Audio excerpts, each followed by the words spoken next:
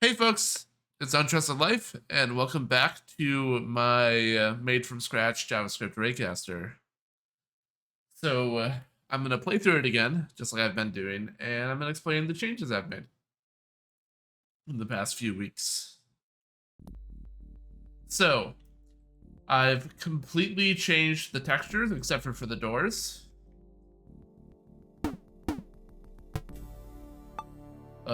And I've also made it so that there can be walls over walls now. So like if there's a short wall in front of a tall wall, you can see the tall wall behind it, which is actually kind of difficult to do in a raycaster since raycasters by definition are casting a single ray that stops at walls. So that was a fun adventure to try to figure that out. And all the math. And I also completely changed how walls are stored like in my like data structures so that they're less like scatterbrained and all in one object now, so it's really easy to add new walls and they automatically show up in the editor and everything. And here's an example of our walls over walls here.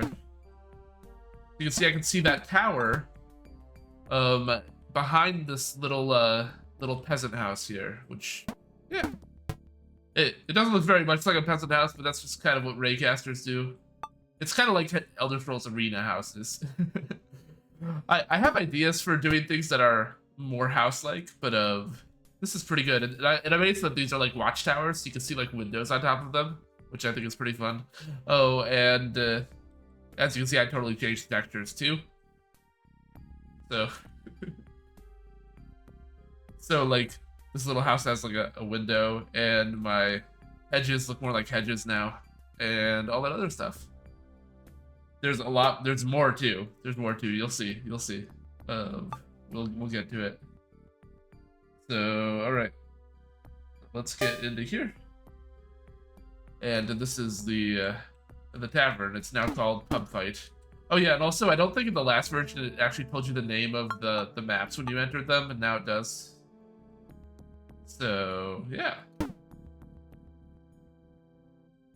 Although it does that on the live version right now, I believe. This version is not live yet.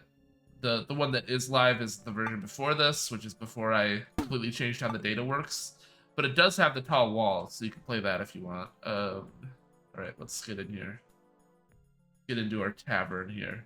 I really like the way this looks. It looks significantly more like a pub now instead of a or like a mansion instead of like a, I don't know, it just looked like a castle before.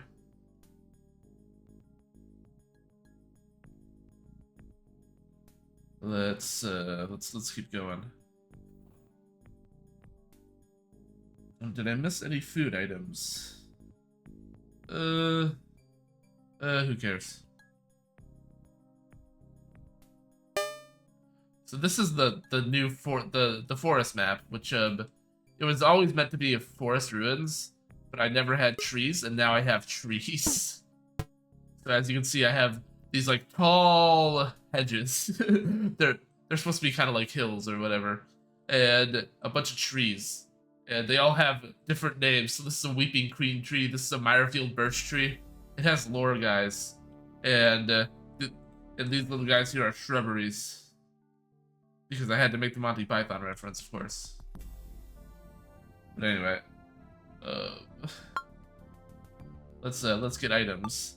In the currently released version, the trees have an icon on the minimap, which makes it really hard to tell what's going on. But as you can see in this version, they don't. They're like transparent on the minimap. I tested my spawning, and I can spawn like hundreds of trees without any frame drops.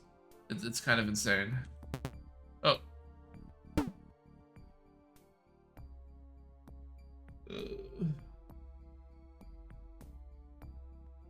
I'm looking for a way out now. I think that there's food. There might be food over here. The ruins look more like ruins now, which I appreciate, I think.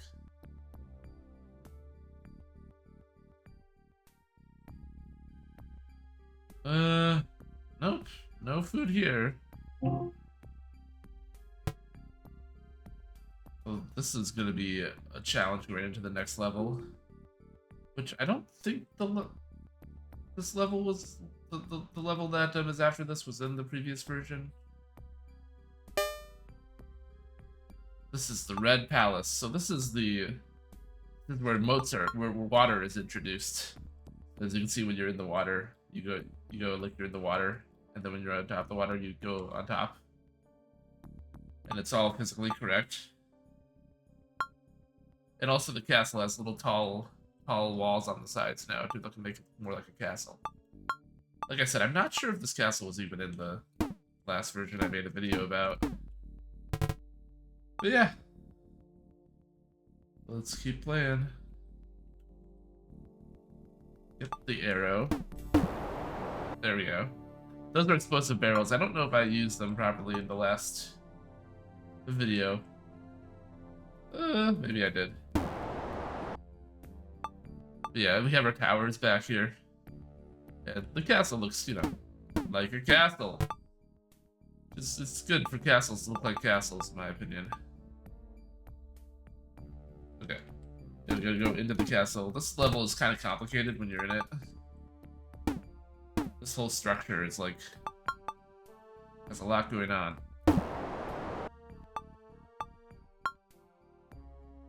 We want to stock up on arrows here because in the next level we'll be using a lot of arrows. So as you can see, we're in this castle now.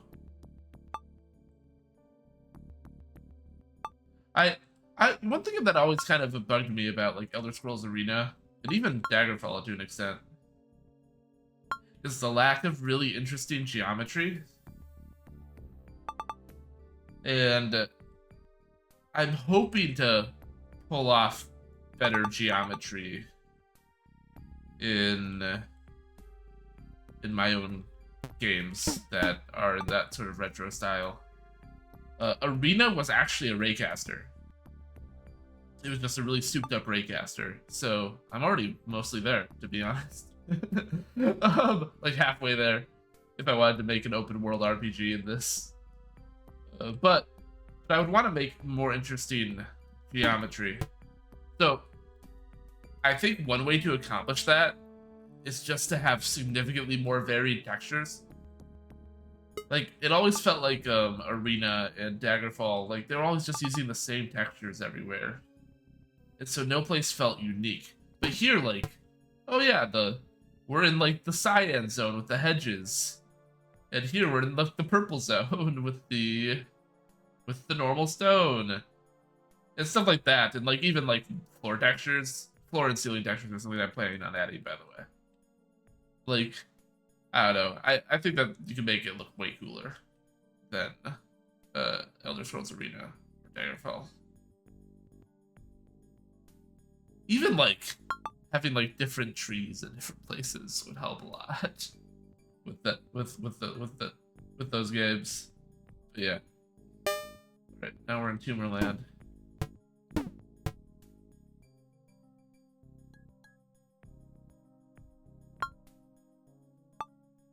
Looking for the thingy. Like, I think that it's possible to make places look distinct even in a basic raycaster engine. And I say basic, even though it's not really basic, like, in a raycaster engine in general. Just because of how raycasters work, where everything has to be, like, a flat plane. You can even have like mid textures that are semi-transparent and stuff like that. That's how Wolfenstein did its doors, and how Arena did fences and stuff. For those who don't know, I'm talking about the Elder Scrolls Arena, which was the first Elder Scrolls game.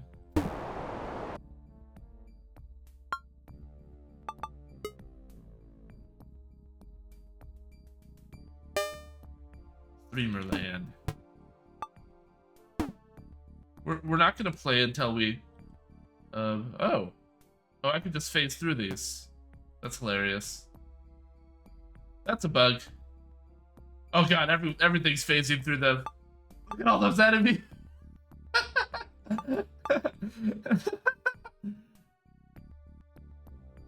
Oh no.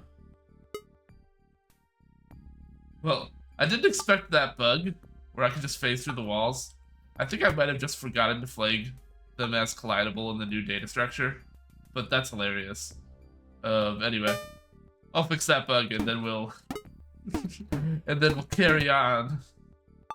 The plan is to develop this game until I have just a bit more in it, and then to start in a new project that uses the same engine, except for, you know, to keep improving the engine as I do it. Like none of the data changes, for example, are in the open source version yet, and I don't know when I'm gonna do that because it's gonna be a pain in the butt to port it over. So that might be on the back burner, but I'll certainly keep working on this the closed source version of the engine, and I can make hopefully a new game. It's gonna be great. I can collide with these fine. Can I collide with the windows? Yeah. Yeah, so it's just the flesh that I can't collide with. That's hilarious. Oh. I guess it kind of feels more fleshy that way. Like I'm pushing through the fat, through the fleshy rolls.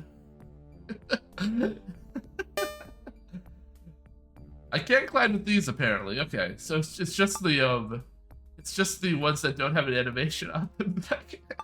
Anyway, that's hilarious. Anyway, thanks for watching, guys. That's what's going on. You can play the Raycaster. It'll be linked in the description. This game called Realm Child Invasion will be linked in the description, so you can try it out.